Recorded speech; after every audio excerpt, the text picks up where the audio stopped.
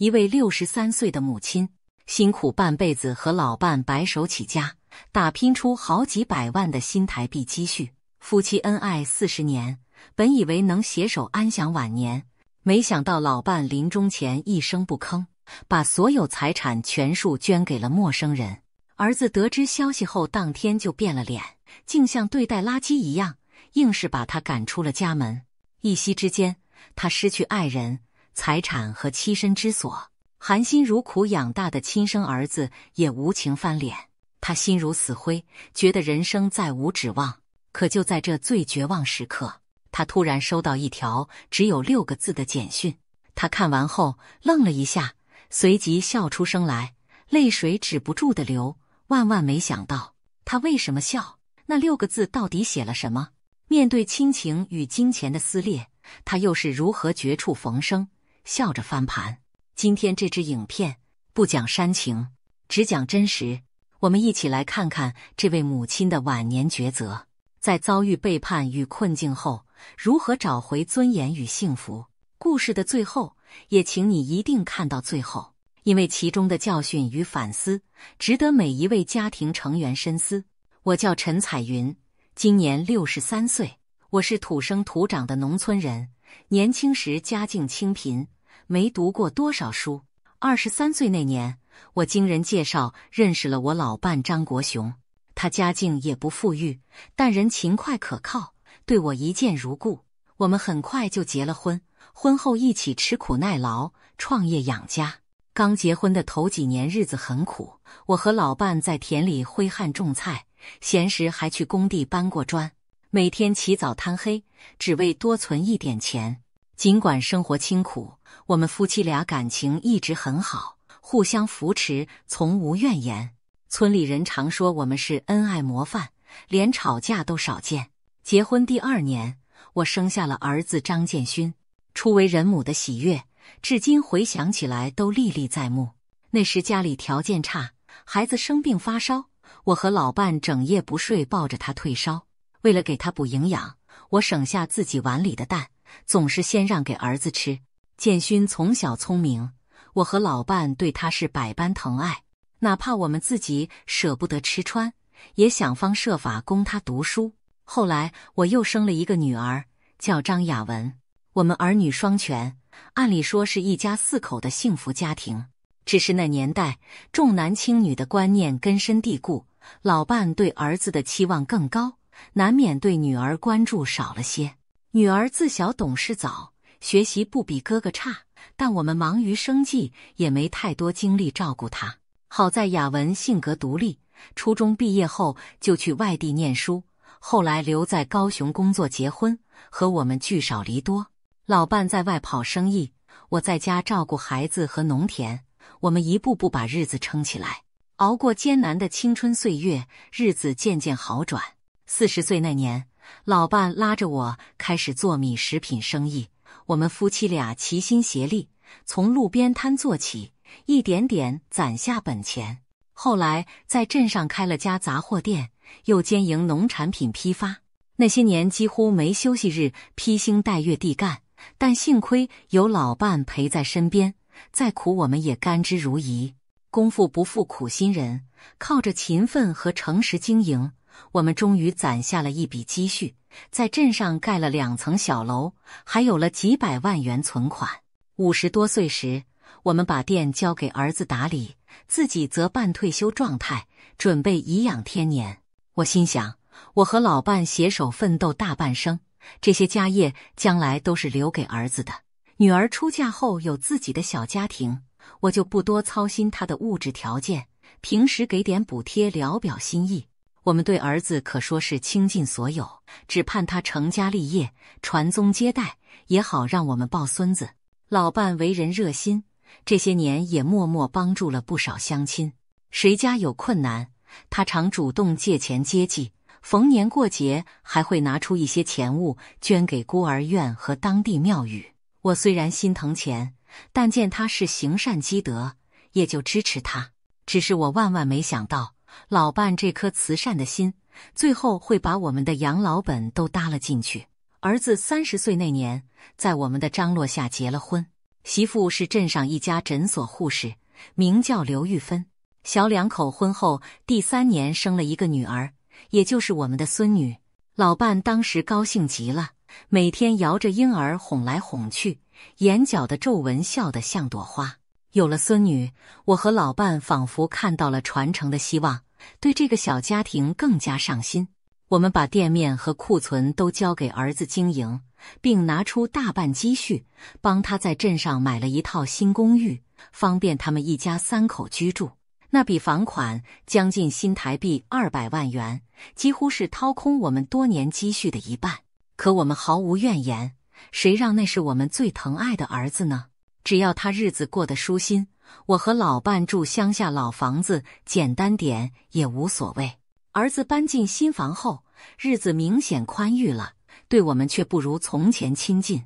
他忙于生意和小家庭，很少回乡下看我们。有时我们主动去城里找他们，也明显感觉到媳妇刘玉芬有些不耐烦，嫌我们住久了给他们添麻烦。我心里不是不难过，但老伴总安慰我，孩子大了有自己的日子，我们别去打扰，自己过自己的吧。想到儿子有事时还能记得我们，比如台风天会打电话问候一声，我也觉得知足了。我和老伴平时在乡下种种菜，养几只鸡过日子，手里还有点积蓄，日子过得去。我心想，只要老伴陪在侧，儿孙健康，各自生活独立也没什么不好。然而天有不测风云，2021年底，老伴突然感到身体不适，常常咳嗽胸痛。我拉着他去医院检查，结果确诊是肺癌晚期。这个消息如五雷轰顶，我当场痛哭，老伴却显得很平静，止不住拍我的手说：“没事，我这一生值了。”医生说或许还有半年寿命，但治疗意义不大，只能尽量减轻痛苦。我们只好把他接回家里调养。那段时间，我一边照顾老伴的起居，一边联系儿女，让他们回来看父亲最后一面。女儿雅文赶回来住了2天，照顾了父亲几夜，也为我们张罗治疗方案。临走前，他偷偷塞给我一笔钱，叮嘱我买点好药给爸爸吃，还说有需要随时联系他。我眼泪直打转，只是点头。反观儿子这边，接到消息后，他隔了好几天才带着媳妇和孙女回来探望。在病床前待了不到1个小时，孙女吵着闹着，他们就匆匆说孩子不习惯，乡下要先回去。临走时只留下一箱营养品和一句“爸，您放心养病，店里有我”，就匆忙开车走了。老伴看着儿子车远去的方向，长长叹了一口气。当晚，他握着我的手低声说：“彩云啊，也许是我平时对建勋纵容惯了，他现在心思不在老人身上，也是我们做父母的疏忽。”我鼻子一酸，安慰他：“孩子有自己的家庭要顾，也不能全怪他不孝，你别多想，好好养病要紧。”老伴眼圈湿润，半晌点点头，没有再说话。从那天起，老伴的精神一天不如一天。可能是自知时日无多，他开始交代后事。他拉着我说：“我不在了，你就搬去和女儿一起住吧。乡下老房子，如果你不想留，就卖了贴补生活。”我泪如雨下，哭着说我哪儿也不去，就在老宅守着他。他勉强笑笑：“傻老婆子，我走了，你也要好好活下去。”又过了2周，老伴身体衰弱的厉害，我日夜守在床边照料，几乎没合眼。有天深夜，他突然紧紧拉住我的手，用微弱的声音说：“彩云，我对不起你，也对不起这个家。”我大惊失色，忙说：“老头子，你别这样说，我们夫妻一场，没有对不起。”他呼吸急促，继续道：“建勋他，算了，我做这个决定，你别怨我。”听他提到儿子，我一头雾水，刚想问清楚，他却没了力气，只是把一串锁匙塞进我手心。“这是可，我保险箱的钥匙，里面有些重要资料，你等我走后再打开。”我哭着摇头：“不要说这些，你一定会好起来的。”可他只是朝我慈爱的笑笑：“傻瓜，人都有这一天。”老伴终究还是走了。那天是2022年4月2日凌晨，他紧握着我的手，没再醒过来。我放声大哭，仿佛半条命也随他而去。我失去了相伴40载的丈夫，整个人几乎要垮掉。忍住万分悲痛办完了老伴的后事，我才想起他临终交代的保险箱。等亲友们散去后，我颤抖着在老宅储藏室找到那只上锁的铁皮箱，用钥匙打开，里面放着一些存折、不动产权状和一封老伴手写的信。我赶紧拿起信，发现老伴在里面写下了他的遗愿。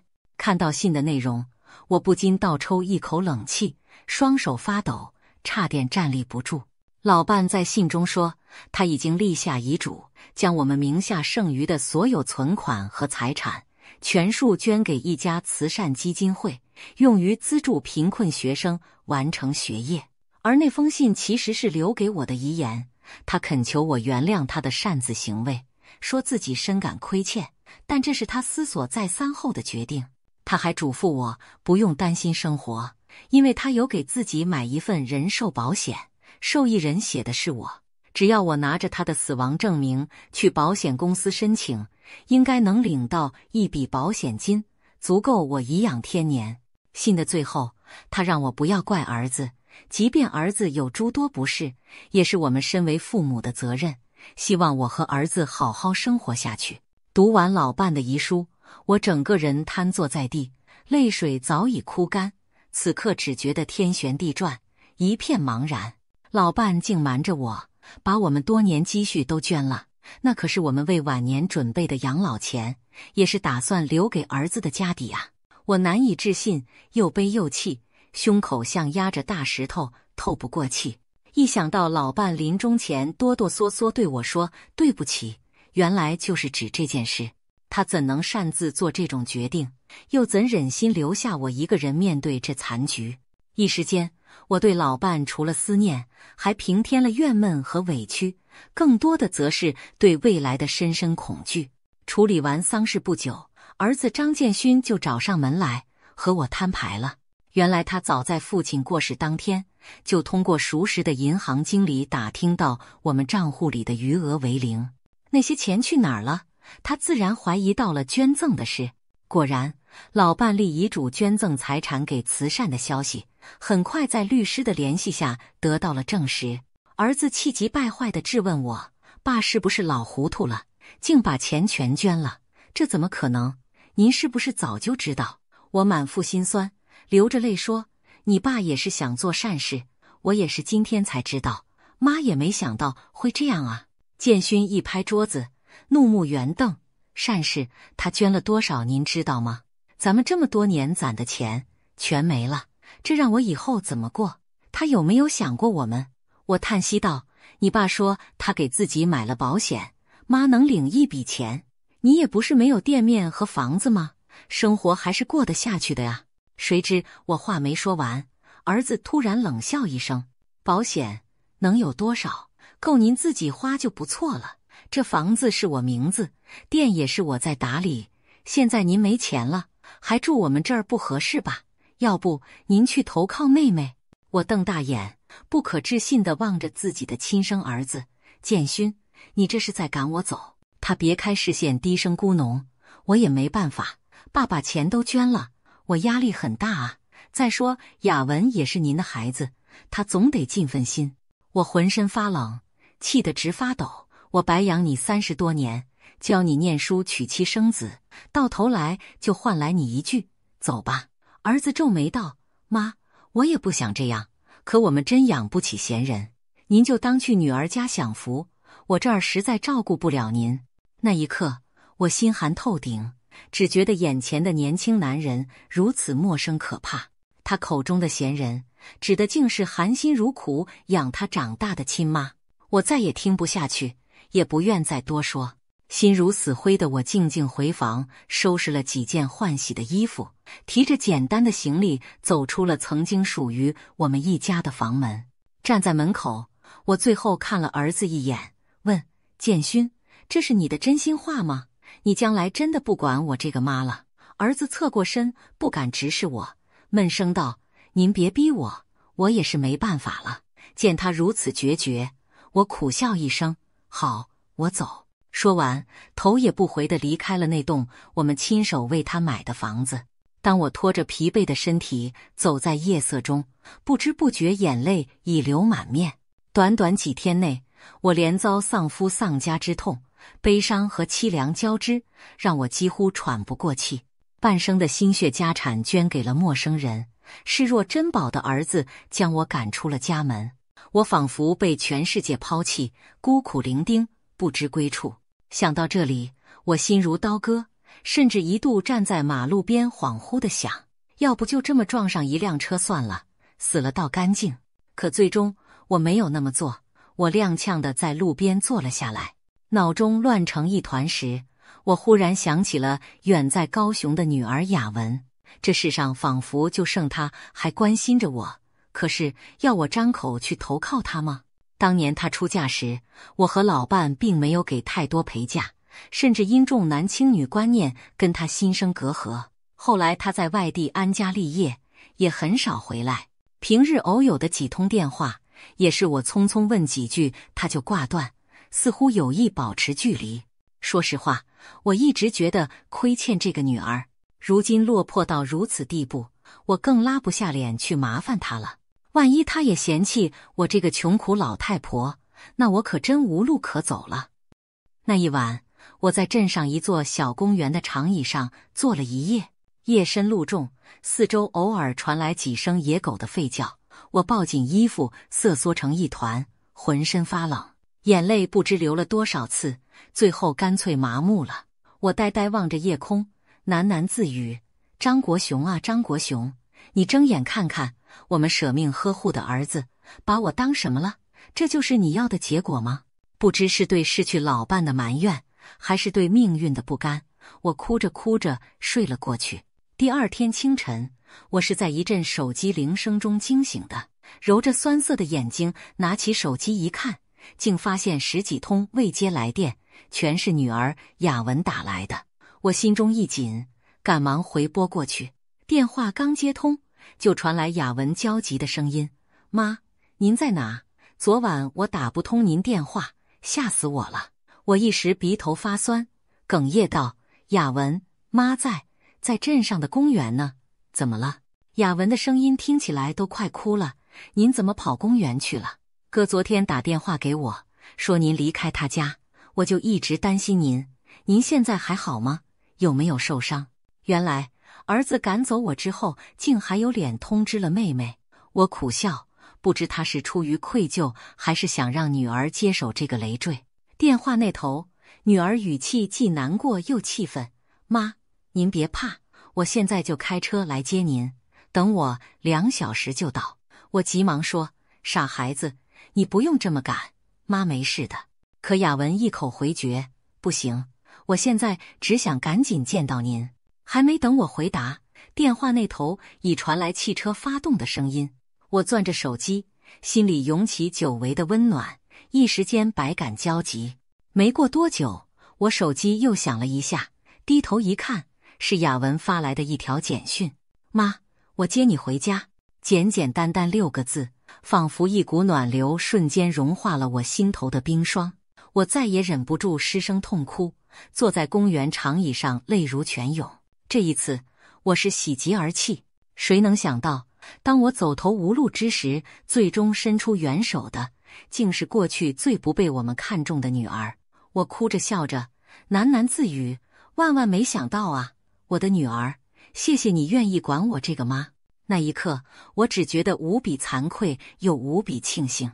惭愧的是，我过去对女儿关爱不够，却在落魄时还要麻烦她。庆幸的是，我终于还有一处可以容身的地方，一个愿意接纳我的亲人。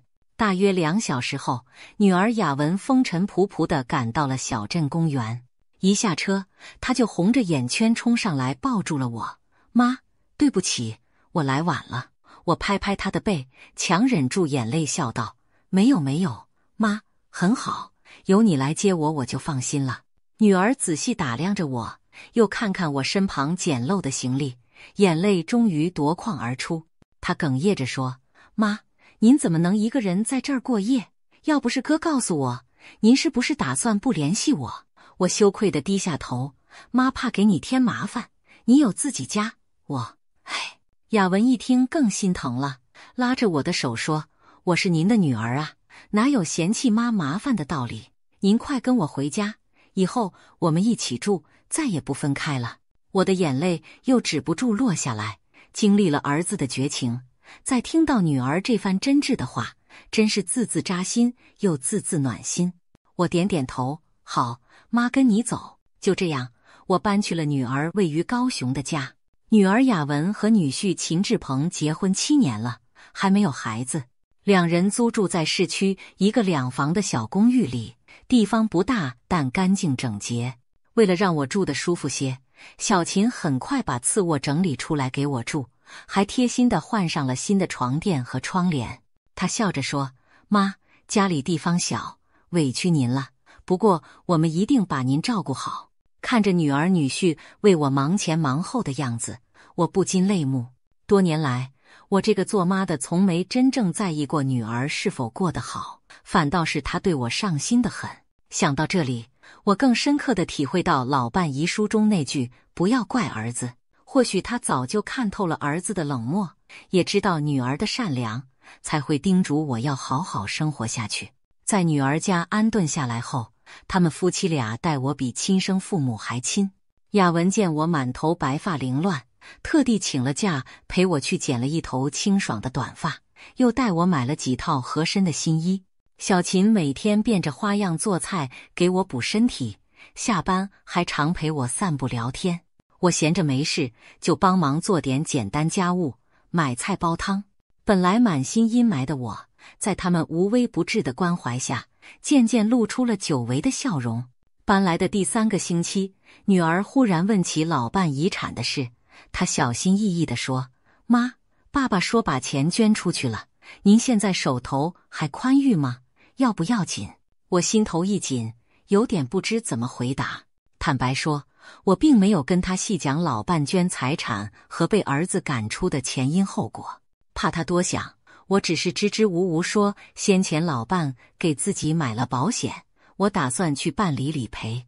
雅文听了，立刻主动提出陪我一起处理。在女儿的陪同下，我拿着相关文件到了老伴当初投保的人寿保险公司，核对资料，提交申请后不出1周，我收到了银行发来的短信通知，保险金入账了。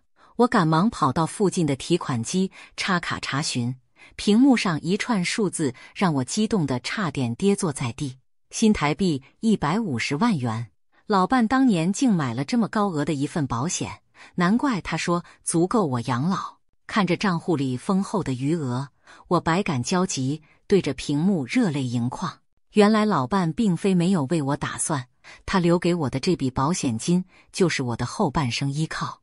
虽然他捐出了名下财产，但至少给我留了退路。我紧握着银行卡，心中既感欣慰又觉得心酸。欣慰的是，我不用再为生计发愁，可以不连累女儿太多。心酸的是，这段日子为钱愁，为情伤，走过的弯路，吃过的苦，全都那么不值得。如果当初老伴能和我好好商量，也不至于闹到儿子六亲不认，家庭4分5裂。我在心里暗暗对天上的老伴说，看在这笔钱的情分上，我原谅你了，但你知道吗？我们那个好儿子可一点都不让人省心啊。保险理赔金下来之后，我的人生似乎重新有了底气。我和女儿、女婿商量，决定用其中一部分在他们家附近买套小一点的公寓，作为未来我自己的安身之所。女儿一开始担心我乱花钱，不让我着急买房，说我住他们这里就很好。但我态度坚决，雅文，你们新房贷款也要钱，我不能永远住你们这儿当累赘。妈手上有点积蓄，买套小房子够了。见我主意已定，女儿也只好同意。很快，我们联系了当地房仲，开始看房。看了几处后，我相中了一间距离女儿家不远的电梯公寓，屋龄约20年，1房1厅带小阳台，总价新台币250万元左右。我支付了150万的首付款，其余贷款100万，预计5年内还清。2022年底办完过户的那天，我捧着新房钥匙，第一次感到失而复得的安全感。搬进新家的那天早晨，阳光透过窗帘缝隙洒满一地金黄。我坐在属于自己的小客厅里，深深呼吸了一口自由的空气。这套不大的房子是我亲手买下的产业，也是我今后生活的根基。没有谁能再随意把我赶出去，也没有谁能干涉我的生活。这就是我重新掌握的人生。安顿下来后，我的生活慢慢走上正轨。每天清晨，我都会去楼下公园和邻居们一起练太极、散步。邻居多是同龄的退休老人，很欢迎我的加入。我还报名了社区的银发族插花课，每周2次学习新技能，让我感到特别充实。平日里，我有时替附近人家的小孩辅导功课，或参加义工服务，把自己的时间安排得满满当当。也许是遗传了老伴的热心肠，我现在也乐意做些力所能及的公益。只不过我心里清楚，帮人归帮人，绝不会再拿自己的养老本去逞强行善。每当想起老伴的捐款事件，我都告诫自己，晚年的根本永远是自己手里握有的底气。我和女儿一家保持着亲密的来往，虽然我们不住在一起了，但每逢周末，雅文都会和女婿过来陪我吃饭、聊天。他常说，我现在气色比从前好了，人也开朗不少。是啊，经历了那场风波后，我好像顿悟一般，把过去那些委屈痛苦都放下了。我现在过得开心自在，闲时种种花，泡泡茶，日子过得简单却安心。大约过了3个多月，儿子张建勋突然登门找我。那天我刚从市场买菜回来，就看见楼下站着一个熟悉的人影，正是好久不见的建勋。他明显消瘦了不少，鬓角甚至冒出了几根白发。见到我时露出又愧疚又惊喜的神色。妈，我终于找到您了。我愣了一下，随即恢复平静。你来做什么？他一时语塞，低着头红着眼眶说，妈，我是特地来向您赔罪的，对不起。见他突然道歉，我心里五味杂陈。毕竟是自己身上掉下的肉，怎能真的毫无感情？可是想到我落魄时他无情的冷眼，我胸口又隐隐刺痛。我深吸一口气，让自己冷静下来。建勋，你先起来，有话好好说。儿子擦了擦泪，缓缓站起身，却依然红着眼看我。他紧接着从包里掏出一沓钱，双手递给我。妈，这是先前爸出殡时您垫的丧葬费，还有这几个月我没给您生活费，一起补给您。对不起，真的对不起。我低头看了看那叠钱，心如止水。钱你拿回去吧，我不缺这点。保险金的事你应该知道了，我现在生活无忧。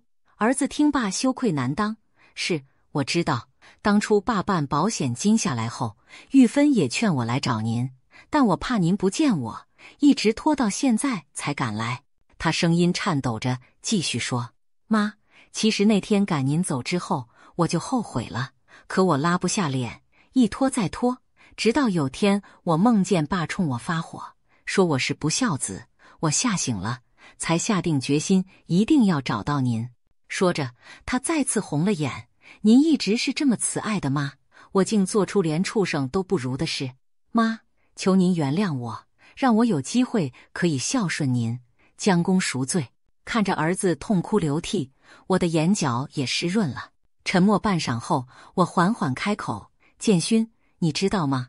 从前你是妈的骄傲，我总觉得把一切都给你，依靠你，老了就有着落。可经过这件事，我也想明白了，做父母的要是没有自己的底气，到头来只能任人宰割。儿子狠狠点头，是我让您寒心了，您说的对，您现在能挺过来，是您自己有本事，不是靠我这个不孝子。他抹去眼泪，小心问，妈，现在您有保险金和房子，生活还好吗？有什么需要我做的吗？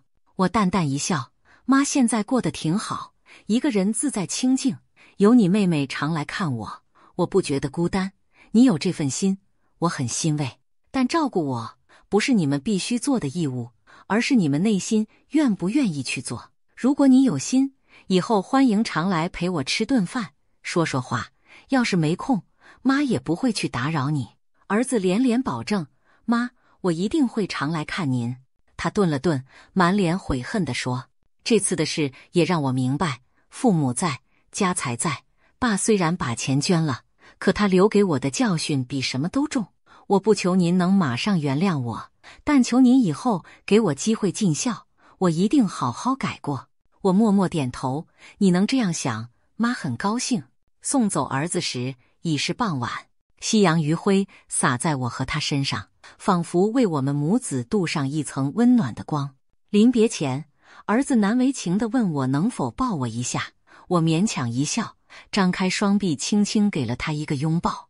多年未曾如此亲近，儿子在我耳边哽咽道，妈，谢谢您愿意原谅我。我轻拍着他的背，没有说话，但心中那块冰冷的石头终于慢慢融化了。并不是我完全不介意过往，而是我明白，执着于仇恨只会让自己更痛苦。何况他终究是我唯一的儿子，能痛改前非已是不幸中的万幸。目送儿子离开后，我站在楼下出神地望着天空，想起这大半年的种种遭遇，不禁感慨万千。如果没有那条女儿发来的6字短信，或许我无法走出人生的低谷，更不会有后来的一切转机。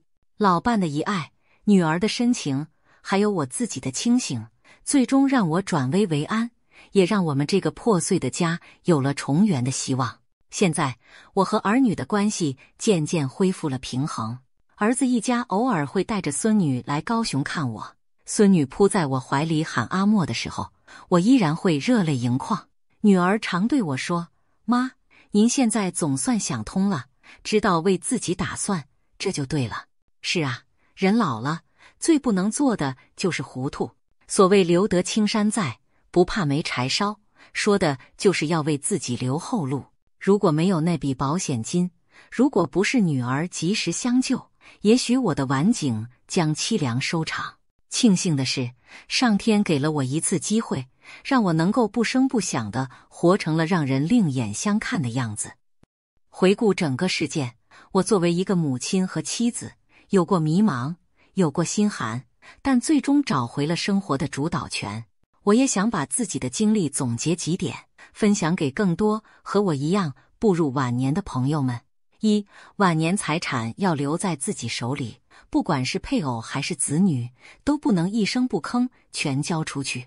老伴乐善好施固然是好事，但他临终擅自做主捐光积蓄，却忽视了对我这个枕边人的责任。夫妻恩爱也好，父母疼子女也好，钱财分配都应该事先充分沟通，给自己保留足够的养老本。否则一旦出现差池，受苦的就是还在世的那一方。人心会变，感情再好也要有理财的清醒，别让自己的晚年陷入被动。2. 养儿防老并不可靠，指望儿子不如指望女儿，不指望儿女最好。我们传统观念总说儿子是老来依靠，但现实往往是儿子有了自己的家庭和压力，反而女儿更愿意细心照料父母。甚至还有很多老人，不论儿女，最终都只能靠自己积蓄和社会资源安度晚年。因此，不要把所有希望都压注在子女身上，更不能偏心哪一方。像我一开始重男轻女，就是大错特错，所幸女儿没有记恨，否则我真是无路可走。现在的社会中，女儿作为主要赡养人的比例大大提高，很多时候女儿比儿子更贴心，所以每个做父母的都该一碗水端平，珍惜每一个愿意孝顺你的孩子。3. 父母之爱贵在真心教育，而不在金钱遗产。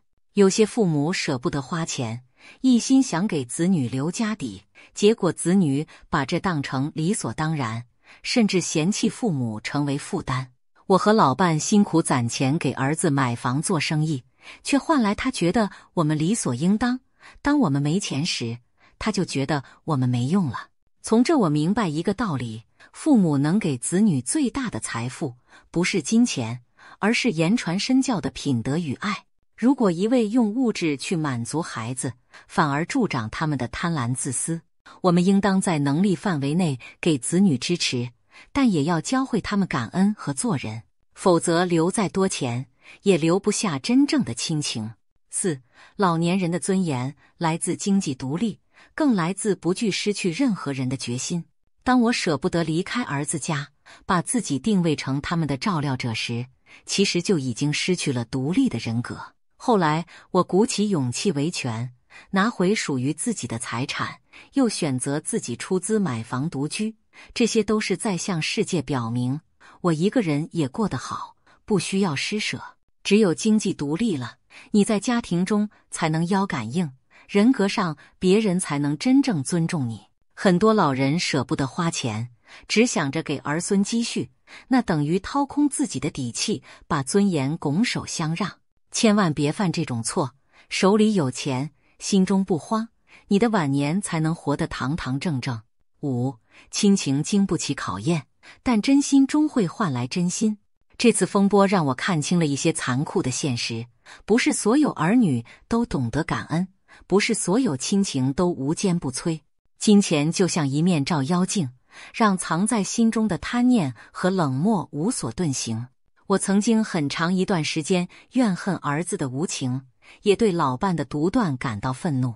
但回头想想，如果没有这场考验，或许我永远不知道谁对我是真心好，谁只是嘴上孝顺。经历大起大落后，儿子终于醒悟忏悔，女儿也用行动证明了他的爱。我的原谅和接纳并非懦弱，而是相信血浓于水的亲情里，终究还是有爱存在。对待愿意悔改的孩子，给他改过的机会；对待真心付出的孩子，更要加倍珍惜。我的故事讲到这里就告一段落了。一路走来，有眼泪也有收获，有遗憾也有圆满。或许有人说我太软弱，遭儿子那样对待还能原谅；也有人会说我运气好，有个肯帮我的女儿。但不管怎样，经历这件事，我真的成长了。人生下半场，学会为自己而活，有钱有主见，心中不怕孤独，才能活出老年人的体面。亲爱的观众朋友们，看到这里，不知道您有什么感触？如果您是这位母亲，会选择原谅儿子吗？还是断绝关系，坚决不再往来？您认为父母该不该把财产都留给孩子？老伴擅自捐出养老钱的行为可以理解吗？当亲情和金钱发生冲突时，我们又该如何抉择？欢迎在留言区写下您的看法。如果您身边也有类似的故事，或者对本期内容有所共鸣，请把您的经历和感想分享给我们。也希望每一位长辈都能从中得到启示，照顾好自己，比什么都重要。亲情可贵，但前提是我们不丧失自我价值。感谢您收看本期长者智慧。如果您觉得这个故事对您有所启发，别忘了点赞并分享给更多需要的人。也请订阅我们的频道，开启小铃铛，这样您就不会错过我们每一次深度的人生故事分享。我们下期再见。